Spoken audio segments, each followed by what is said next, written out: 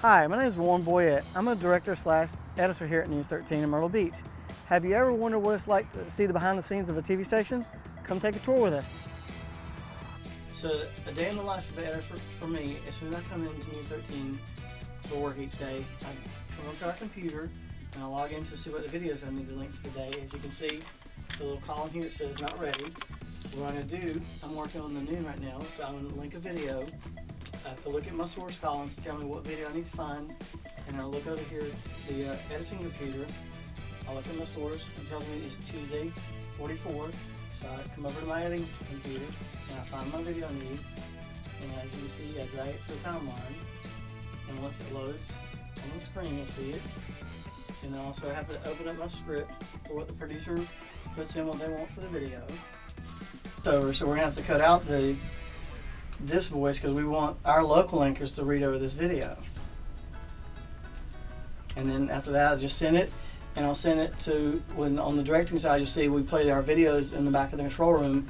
This is going to send it like our video servers, so we can play the video so our anchors can read over our videos. So you're going to make sure it goes to the right show. We pull up noon, and I have to find the right file, send it to single awareness, and I click submit, and it's going to send it to the server. So once I'm done editing, I'm going to show you, I'm going to switch over to my director view on the computer here. We're going to switch it over to our director view. So I'm working on the noon. So as you can see down here, I've got a bunch of codes, and what I'm going to do with these codes, I'm going to code the computer to tell the cameras, microphones, and when to take the video and stuff. And so once I get done with this coding here, we'll take it back in the control room and let you see how all this works. Once this gets from this edit bay into the control room, and see how it all puts together when you watch it on TV at home.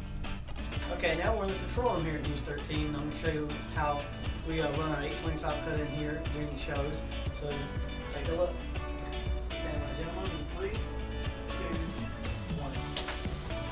This is a News 13 update. Good morning, 10:41 right now. I'm Aaron Rohde. The Horry County School Board voted to cut the K-12 virtual program for the 2022-23 school year after looking at extensive data on the past fail rates. The program was put in place because of the pandemic. Now, according to testing data, more virtual students failed over the past few years compared to the students who were in-person learning. So the administration came up with two options. One, establish the K-12 HCS virtual program as another HCS program school with parameters and criteria for admission. Or the other option, dissolve the K-12 virtual program. A motion passed that would eliminate the program for now, but the administration team would come up with a viable virtual program and then present it a year from now. New this morning, a new area code is coming to parts of our viewing area in North Carolina. Parts of the state, including Robeson County, that used to be 910 will be home to the new 472 area code.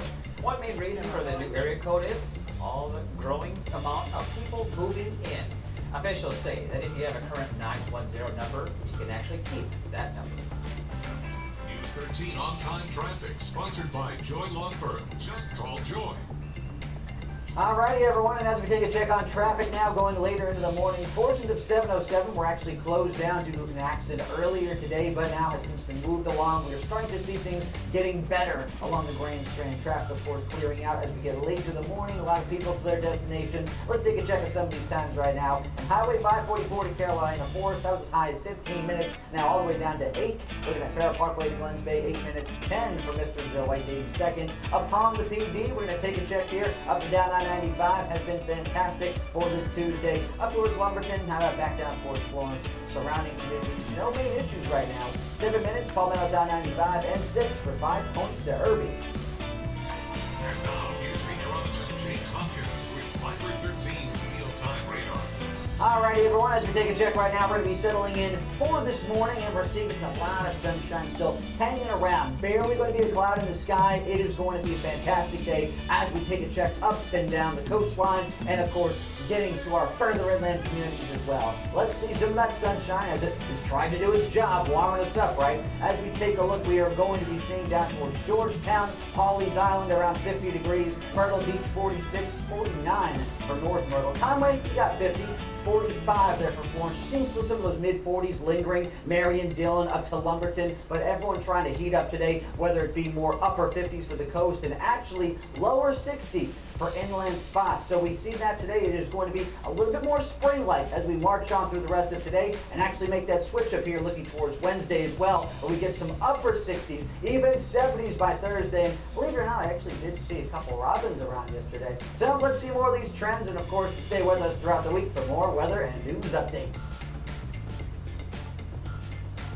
And let's look at behind the scenes in the control room. I'm here with one of our meteorologists here at News 13, Tony Chevrolet, and he's gonna. If you ever wonder what it's like to be a weatherman, I just wanted to chat with him a few minutes and let him tell you how his job goes here at News 13. Tony, can you tell me how you got to be a meteorologist here? Well, it's been a little bit of a process, from where my humble beginnings were, where I came from. And, I grew up in a very small town all the way up in Pennsylvania, just surrounded by a lot of cornfields, so not too much going on. I just a little bit more of a, dreams of just some bigger things. Always had a very good passion for, the news industry. It was something that was very, localized. It was very much a focal point of the area. I grew up in Pennsylvania, the station I watched, so that was something that really inspired me. I loved the meteorologist there. And just weather really fascinated me from a young age. So I took that, the influence from my parents, being news junkies and watching all that, going through the course of time, applied that to eventually going to school.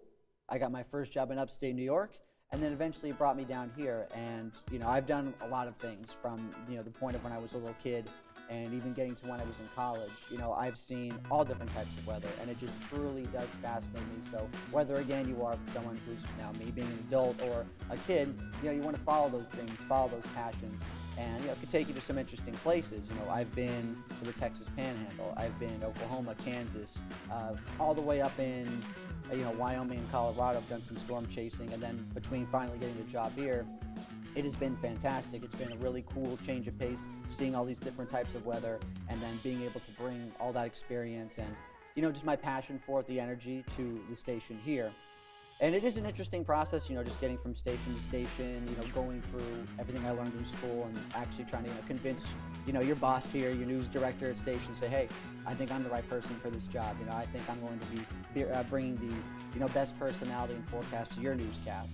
And, it takes a little bit more of not even just knowing the science, but you got to come off as a very personable person, because you're on TV. You're talking to, how you and I are talking right now, you're talking to the viewers at home. And that is something that's very important when you work in the news and broadcast industry, because you're basically, you're transported into someone's living room, or, someone's maybe watching on their phone or tablet, some kind of device, but usually, again, from the comfort of maybe being out and about somewhere on a mobile device, but usually from the comfort of your living room or bedroom or kitchen. And that's something, again, you always got to remember when you get into a job like this. That's usually where people are watching you from. From the comfort of their home, you're a guest almost in their home, and you're trying to keep them ready and prep for their day. So it has been a fun process getting to be, from my humble beginnings to where I am now. And I think I'm doing an all right job at it. Well, when you were growing up as a kid, what made you want to get into meteorology? One thing that really made me want to get into the science specifically was when I was just always kind of pressed up against our big glass, kitchen door. Sometimes I shouldn't have, because again, it's not a good idea during severe weather. But when we had, any type of thunderstorm activity, it didn't really scare me. It always just fascinated me, especially like hail or anything. Snowstorms, just always so fascinated about, how it happened.